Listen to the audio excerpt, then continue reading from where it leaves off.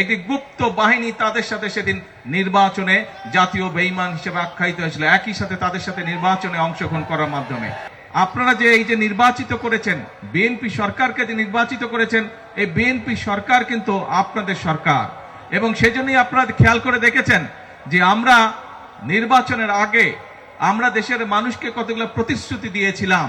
কি ছিল সেই প্রতিশ্রুতিগুলো? ছিল আমাদের যে আমরা এই দেশের নারীদের অবস্থার পরিবর্তন করতে চাই, তাদেরকে আমরা আত্মনির্ভরশীল করতে চাই।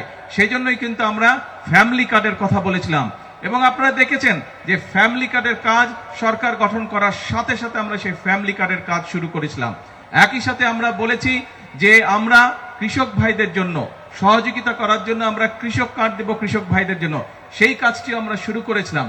আমরা নির্বাচনের আগে দেশের মানুষের কাছে আমরা ওয়াদা করেছিলাম যে আমরা যদি সরকার গঠন করতে পারি আল্লাহর রহমতে, দেশের মানুষের সহযোগিতায় সমর্থনে, তাহলে আমরা সারা বাংলাদেশে যে যাদের কৃষি ঋণ, কৃষক ভাই যারা আছে যাদের কৃষি ঋণ 10,000 টাকা পর্যন্ত আছে, তাদের 10,000 টাকা পর্যন্ত কৃষি ঋণ সহ সুদ সহ আমরা মওকুফ করব। আলহামদুলিল্লাহ, আল্লাহর রহমতে আমরা সরকার গঠন করার 1 সপ্তাহের মধ্যে সেই কাজটি করেছি। ফলে সারা বাংলাদেশে 13 লক্ষ কৃষক ভাই এই উপকারটি পেয়েছে। প্রিয় ভাই বোনেরা, আমরা বলেছিলাম যে আমরা দেশের মানুষের স্বাস্থ্যের যাতে সুবিধা পায়। আমরা জানি গ্রামের মানুষ, উপজেলার মানুষ, উপজেলা পর্যায়ে যারা বসবাস করে, অনেক ক্ষেত্রেই তারা স্বাস্থ্য সুবিধা পায় না। সেজন্যই আমরা সিদ্ধান্ত নিয়েছি এই যে উপজেলায় উপজেলায় যে 50 সদস্যের যে হাসপাতাল আছে, এই 50 বেডের হাসপাতাল প্রথম 30 বেড করেছিলেন শহীদ রাষ্ট্রপতি জিয়াউর রহমান। পরবর্তীতে দেশনেত্রী খালেদা জিয়া যখন দেশের দায়িত্বে ছিলেন, উনি আরো 20 বেড যোগ করেছিলেন, 50 বেড হয়েছিল। আমরা এবার এই সরকারকে যেহেতু আপনারা নির্বাচিত করেছেন, এই জন্য আমরা সিদ্ধান্ত নিয়েছি মানুষকে যাতে আমরা, যেহেতু আমরা মানুষের কাছে ওয়াদা দিয়েছিলাম নির্বাচনের পূর্বে যে মানুষের কাছে আমরা ন্যূনতম স্বাস্থ্য সেবা পৌঁছে দিতে চাই, সেই জন্য আমরা সিদ্ধান্ত করেছি বাংলাদেশের 503টা যে উপজেলা আছে, প্রত্যেকটি উপজেলার স্বাস্থ্য হসপিটাল যে আছে, সেই হসপিটালকে আমরা 101 থেকে আমরা 101 বেডে রূপান্তরিত করব, যাতে দেশের মানুষ স্বাস্থ্য সেবা পায়। প্রিয় ভাই বোনেরা, আমরা জানি গ্রাম অঞ্চলে যে আমাদের প্রাইমারি স্কুলগুলো আছে, এই স্কুলগুলোতে যদি আমরা দেশকে গড়তে চাই, তাহলে আমাদের ছোট ছোট শিশুরা যে আছে তাদেরকে আমাদের সঠিকভাবে শিক্ষা দিয়ে গড়ে তুলতে হবে।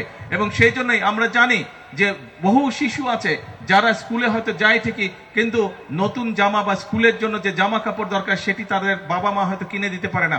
সেই জন্য প্রায় 1,20,00,000 শিশু সারা বাংলাদেশের প্রাইমারি স্কুলের আমরা সিদ্ধান্ত গ্রহণ করছি এদেরকে আমরা বিনামূল্যে সরকারের পক্ষ থেকে ক্লাস 1 থেকে 5 পর্যন্ত আমরা তাদেরকে পোশাক ব্যবস্থা করে দেব সরকারের পক্ষ থেকে। তাদেরকে যেমন নতুন বই দেওয়া হবে, এইসব ছোট ছোট বাচ্চাদের জন্য আমরা স্কুল ড্রেসেরও ব্যবস্থা করে দেবো ইনশাআল্লাহ।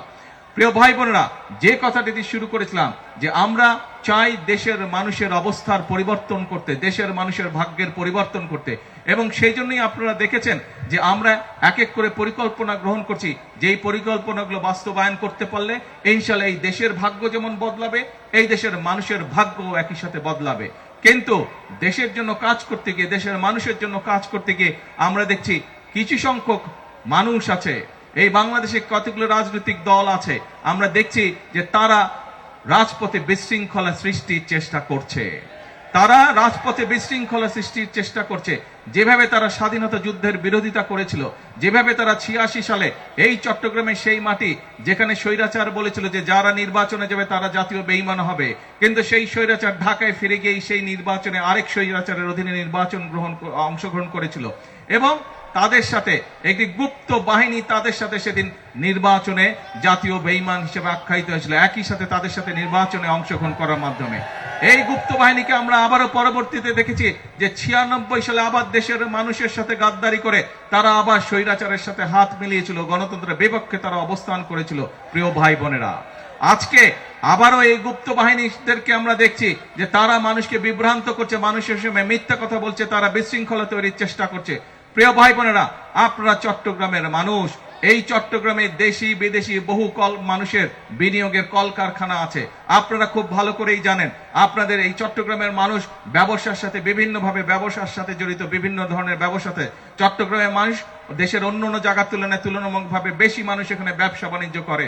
কাজে যেহেতু আপনারা ব্যবসা বাণিজ্য করেন, আপনারা জানেন যে ব্যবসা করতে হলে একটি শান্তিপূর্ণ পরিবেশ দরকার।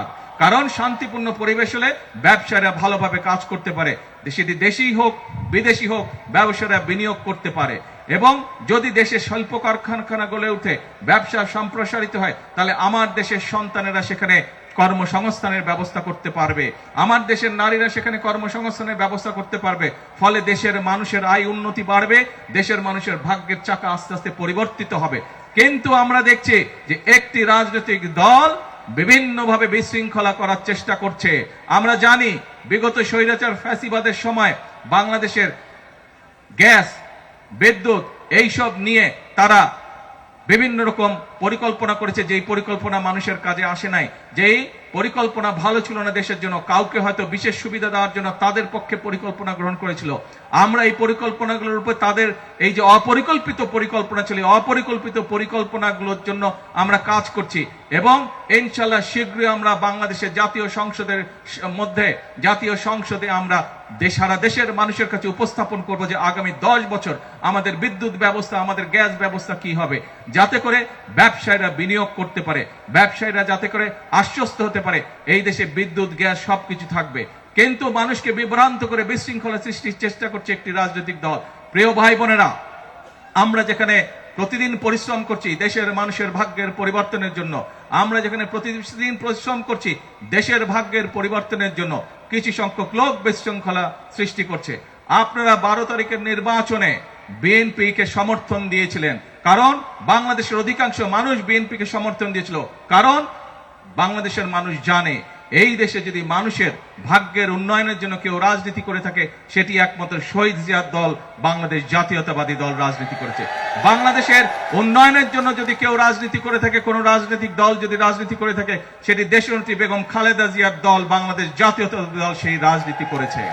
এখানে বহু মুরব্বী উপস্থিত আছেন, মুরব্বীদেরকে যদি জিজ্ঞেস করা হয় তাহলে দেখা যাবে শহীদ জিয়ার সময় এবং দেশনেত্রী খালেদা জিয়া যখন দেশ পরিচালনার দায়িত্বে ছিলেন, তখন দেশে শিক্ষার ব্যবস্থা কিভাবে ধীরে ধীরে উন্নত হয়েছিল, দেশে যোগাযোগ ব্যবস্থা কিভাবে উন্নত হয়েছিল, দেশে ব্যবসা বাণিজ্য মিল কারখানা কিভাবে গড়ে উঠেছিল। আজকে আবারও আপনাদের সেই প্রিয় দল বাংলাদেশ জাতীয়তাবাদী দলকে আপনারা দেশ পরিচালনার দায়িত্ব দিয়েছেন, কিন্তু কিছু সংখ্যক রাজনৈতিক দল তারা বিভ্রান্তি ছড়িয়ে সেই কাজগুলোতে বাধাগ্রস্ত করার চেষ্টা করছে। প্রিয় ভাই বোনেরা, আজ আমাদেরকে সিদ্ধান্ত নিতে হবে, আজকে আমাদেরকে সিদ্ধান্ত নিতে হবে। বাংলাদেশের সকল গণতান্ত্রিকামী মানুষ যারা গণতন্ত্রে বিশ্বাস করে, যারা কথা বলার স্বাধীনতা বিশ্বাস করে, প্রত্যেকটি মানুষকে আজকে সিদ্ধান্ত নিতে হবে যে এই বিশৃঙ্খলাকারী যারা রাজপথে এসে রাজপথ বন্ধ করে দিতে চায়, যারা মানুষকে বিভ্রান্ত করতে চায়, তাদের বিরুদ্ধে কি ব্যবস্থা আমরা গ্রহণ করব, এইটি আজকে বাংলাদেশের মানুষকে সিদ্ধান্ত নিতে হবে। আর বাংলাদেশের মানুষের ভাগ্য নিয়ে ছিনিমিনি খেলতে দেওয়া যাবে না, দেশের ভাগ্য নিয়ে আর ছিনিমিনি খেলতে দেওয়া যাবে না। এখন সময় হচ্ছে দেশ গড়ার সময়, এখন সময় হচ্ছে জাতির ভাগ্য গঠনের সময়। কাজে আমাদের 20 কোটি মানুষের 40 কোটি হাতকে আজকে শ্রমিকের হাতে রূপান্তরিত করতে হবে। আমাদের দেশকে সামনের একদিনে এগিয়ে নিয়ে যেতে হবে। পৃথিবীর বহু দেশ আছে, যেই দেশগুলো আমাদের মতন আমাদের সাথেই স্বাধীন হয়েছিল, কিন্তু সেই দেশগুলো আজকে অনেক এগিয়ে চলে গেছে, কিন্তু বিভিন্ন চড়াই উতরাই পেরিয়েও আমরা সেই জায়গায় পৌঁছতে পারিনি। আজ আমাদেরকে সিদ্ধান্ত নিতে হবে যে আমরা দেশের উন্নয়নে, মানুষের ভাগ্যের উন্নয়নে আজ আর কোনো বাধা মানব না। আজ আপনারা দেখেছেন যে এখানে সামান্য কয়েকজন মানুষকে আমরা দলের পক্ষ থেকে এবং সরকারের পক্ষ থেকে আমরা চেষ্টা করেছি সহযোগিতা করার জন্য, ঠিক যেভাবে আমরা চেষ্টা করছি যে মা বোনদের পাশে ফ্যামিলি কার্ড দিয়ে তাদেরকে সহযোগিতা করার জন্য, কৃষক ভাইদেরকে কৃষি কার্ড দেওয়ার মাধ্যমে সহযোগিতা করার জন্য। কারণ প্রথমে যেই কথাটি বলেছি যে বিএনপি হচ্ছে সেই দল যেই দল দেশের জন্য রাজনীতি করে, বিএনপি হচ্ছে সেই দল যেই দল দেশের মানুষের জন্য রাজনীতি করে। কারণ সকল সময় বিএনপির প্রত্যেকটি নেতাকর্মী একটি কথা বলে থাকে যে আমাদের সকল রাজনৈতিক ক্ষমতার উৎস হচ্ছে বাংলাদেশের জনগণ। কাজেই জনগণের সমর্থন যেহেতু বিএনপির পক্ষে আছে, জনগণ যেহেতু বিএনপিকে সমর্থন দিয়েছে, জনগণ যেহেতু বিএনপির 31 দফাকে রায় দিয়েছে, সেই 31 দফার বাস্তবায়ন করাই হচ্ছে এখন আমাদের মূল পবিত্র দায়িত্ব। কারণ জনগণ যখন 31 দফার পক্ষে রায় দিয়ে দিয়েছে, এটি আর তখন 31 দফা বিএনপির নয়, এই 31 দফা হচ্ছে জনগণের দফা। কাজে জনগণের দফা পূরণ করার জন্য, জনগণের দফা বাস্তবায়ন করার জন্য বিএনপি সকল প্রতিবন্ধকতা মোকাবেলা করে বিএনপি সামনের দিকে দেশকে এগিয়ে নিয়ে যাবে। বিএনপি দেশের মানুষের ভাগ্যের পরিবর্তন, দেশের ভাগ্যের পরিবর্তনের জন্য কাজ করে যাবে। প্রিয় ভাই বোনেরা, আজকে এই অনুষ্ঠানে আসুন আমরা একটি প্রতিজ্ঞা করি, আমরা একটি শপথ গ্রহণ করি যে দেশের উন্নয়নের ক্ষেত্রে, দেশকে সামনে এগিয়ে নেওয়ার ক্ষেত্রে যারা প্রতিবন্ধকতা তৈরি করবে, দেশের মানুষের ভাগ্যের উন্নয়নের পথে যারা প্রতিবন্ধকতা তৈরি করবে, তাদেরকে আমাদের রুখে দাঁড়াতে হবে। আছেন আমার সাথে আপনারা?